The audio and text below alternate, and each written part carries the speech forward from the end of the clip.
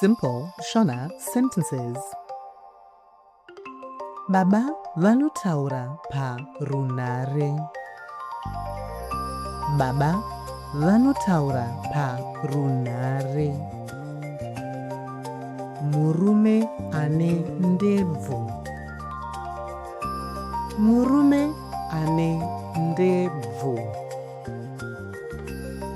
Vana vanoteerera. Vana vanoteerera. Mwana anodya chisusuro. Mwana anodya chisusuro. Baba naamai vanoenda kubasa. Baba naamai vanoenda kubasa. Ini ndiri chiremba. Ini ndiri chiremba. Murume ari kubika chikafu.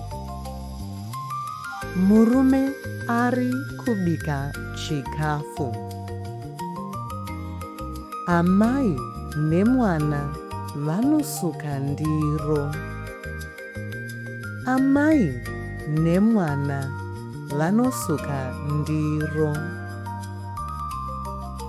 Amai vanowacha hembe. Amai vanowacha hembe. Murume anotyaira chitima. Murume anotyaira chitima. Why not check out more videos just like this on Sarura Kids YouTube channel today?